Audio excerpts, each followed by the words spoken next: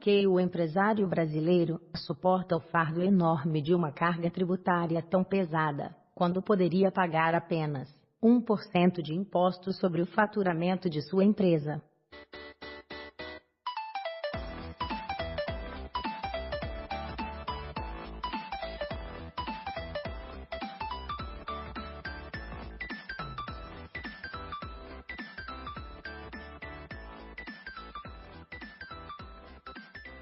Saudações aos ouvintes, dando início a uma série de podcasts sobre investimentos. Falaremos hoje sobre oportunidades de investimento no Paraguai, país integrante do Bloco Econômico do Mercosul.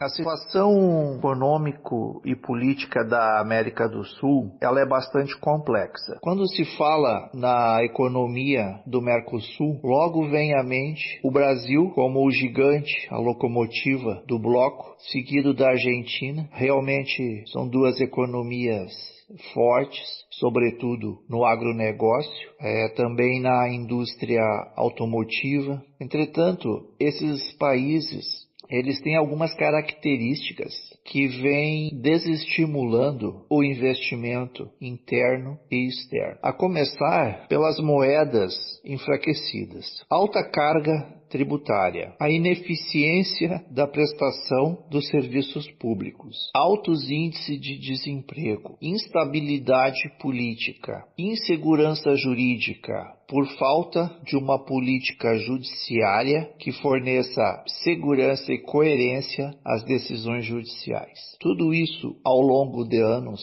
vem desestimulando o investimento de fomento à produção. O que tem se verificado na última década são os investimentos especulativos. Os países menores, integrantes do bloco econômico Mercosul, eles vêm percebendo essas mazelas dessas duas grandes potências, Brasil e Argentina, e vislumbrando um nicho, uma cunha por onde eles podem entrar e assumir um papel interessante dentro do bloco, como é o caso do Paraguai, que promulgou a Lei 1064, elaborada a partir do modelo mexicano, porém melhorada em muitos aspectos, inclusive porque não impõe a obrigatoriedade de exportação dos produtos industrializados para um determinado país, como ocorreu entre o México e os Estados Unidos. A Lei 10.064,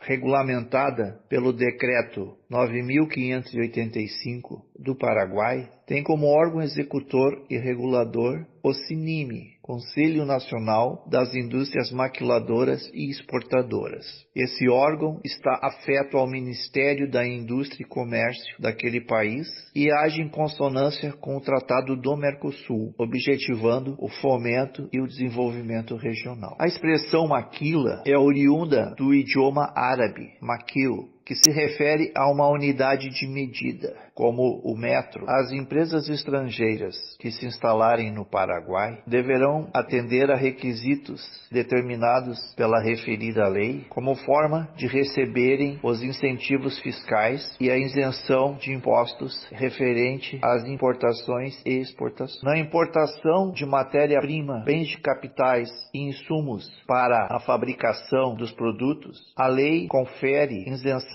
total de impostos. A empresa terá o prazo de até 2 anos para exportar o produto. Pagará unicamente 1% sobre o faturamento. Entre outros atrativos, o Paraguai tem um superávit energético. Como se sabe, o país é sócio do Brasil na usina hidrelétrica de Itaipu. Eles não têm demanda para toda a energia produzida que toca para eles. Uma parte eles vendem ao Brasil e a parte que sobra ainda é demasiada para eles. Portanto, há uma grande oferta de energia elétrica naquele país com pouca procura. Por isso, a energia elétrica lá é 70% mais barata que no Brasil. Outro atrativo que o Paraguai oferece é quanto aos encargos trabalhistas. A soma total dos encargos sobre a folha de pagamento lá é de 16,6%. O Paraguai possui o selo SGP, Sistema Geral de Preferências, que confere isenção parcial ou total de imposto de produtos comercializados. Isso alavanca as transações comerciais entre Paraguai, Europa e os Estados Unidos. O Paraguai também oferece isenção de taxas portuárias e taxas de remessas de capitais para o exterior. É interessante notar que o Paraguai não coloca qualquer restrição nas remessas de capitais para o exterior. A empresa lá estabelecida, ela pode transferir para a matriz ou mesmo para alguma conta bancária offshore em algum paraíso fiscal todo o seu lucro. O que o Paraguai quer, sobretudo, é a geração de empregos e o fomento da economia local através do consumo de matéria-prima, bens de capitais e insumos na proporção mínima de 40% produzidas no Paraguai.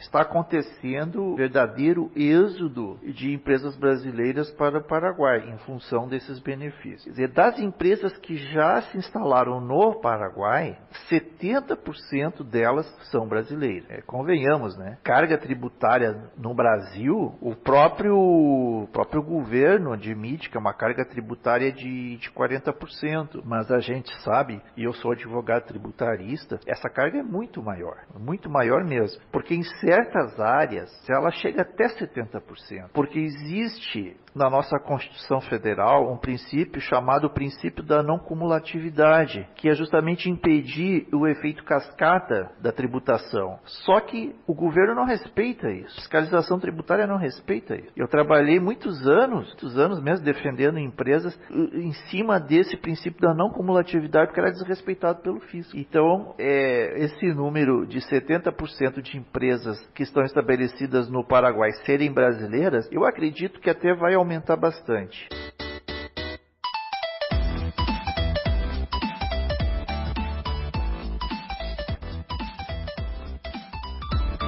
Como se instalar no Paraguai? Primeiramente, as autoridades paraguaias, elas exigem a apresentação de um plano de negócio, de um projeto empresarial voltado para essa modalidade de produção de produtos ou prestação de serviços. Depois de pronto, depois de elaborado esse plano de negócio, então, e tem que ser feito também juntamente com isso, um estudo, né, de viabilidade, de adequação à Lei 1064 e o decreto que regulamentou essa lei também. Depois disso, então, tem que ser protocolado, tem que ser apresentado ao governo paraguaio, que vai fazer, então, uma análise desse projeto e, se for aprovado, então, o interessado, o candidato, ele recebe uma permissão, né, que tem um prazo, para instalar sua empresa lá no Paraguai. E claro que é uma coisa que também precisa ter uma certa atenção, tem que ter um acompanhamento junto aos órgãos competentes lá do Paraguai, porque eles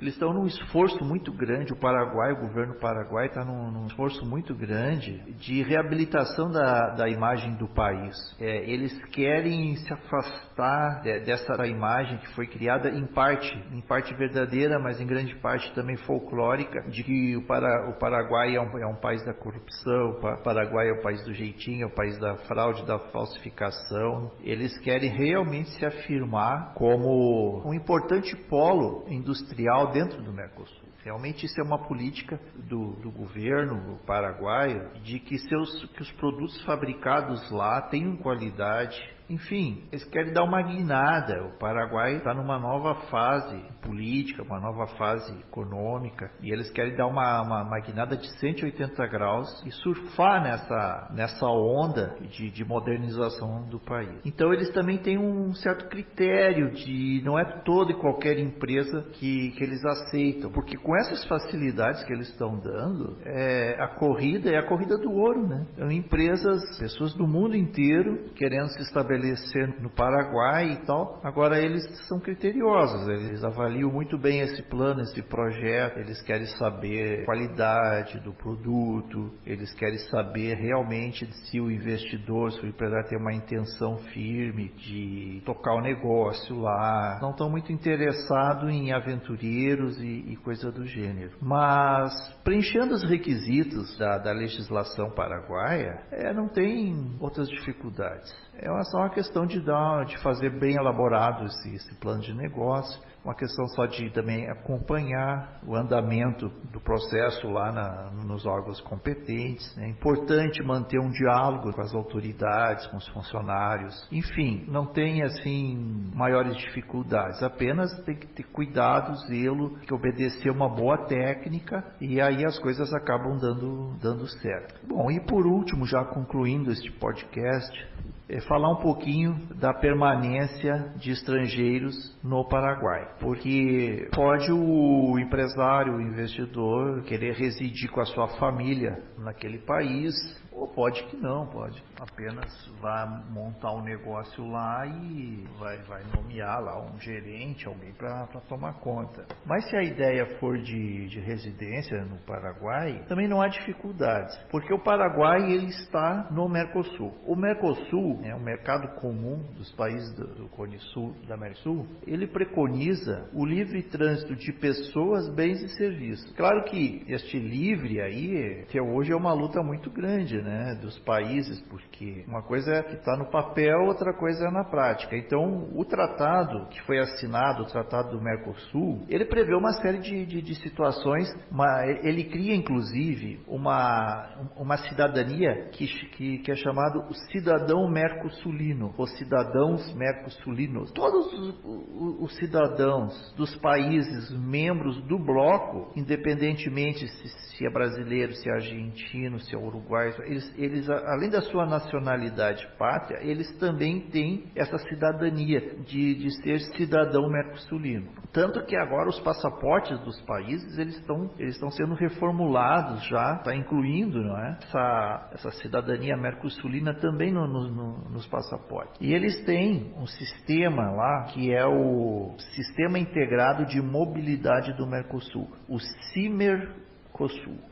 Sistema Integrado de Mobilidade do Mercosul, CIMERCOSUL. E o CIMERCOSUL, ele unifica e amplia os programas para concessão de bolsas de intercâmbio para estudantes, professores, pesquisadores, instituições de ensino superior, priorizam cursos, iniciativas que estimulam o aprendizado do espanhol, do português no Mercosul. Inclusive, há previsão legal até de placas de veículos com placas do Mercosul, para que esses veículos, tanto veículos particulares como veículos de transporte, de carga, de passageiro, eles possam circular mais livremente pelos países do bloco, porque, por exemplo, o indivíduo, o empresário, ele pode morar numa cidade na fronteira do Brasil, ele pode residir ali e ter a sua indústria, a sua empresa do outro lado da fronteira. Nós temos aqui no Brasil fronteiras abertas, que atravessa uma rua já está no outro país, e um banco na praça.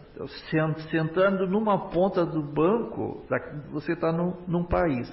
Sentando na outra ponta do mesmo banco, você já está no Brasil. Então é importante ter essas placas de veículos facilitando o trânsito. Mais ou menos como acontece, também já acontece na União Europeia, que há um livre trânsito total, já não há mais alfândega, essas coisas para os cidadãos da União Europeia. Então não é difícil a permanência.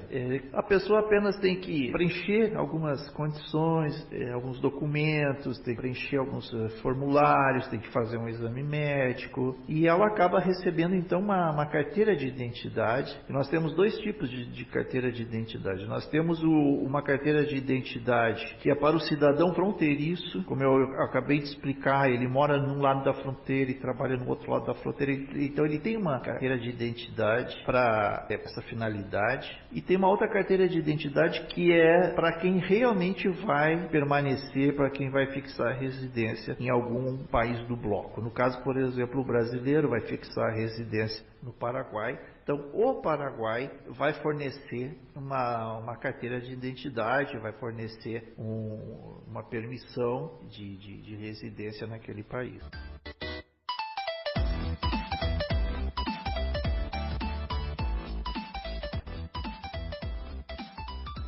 Eu não tenho a pretensão de esgotar o tema, então vou ficando por aqui, na esperança de ter prestado algum esclarecimento, e agradeço a audiência e me coloco à disposição para esclarecer qualquer dúvida. Até o nosso próximo encontro.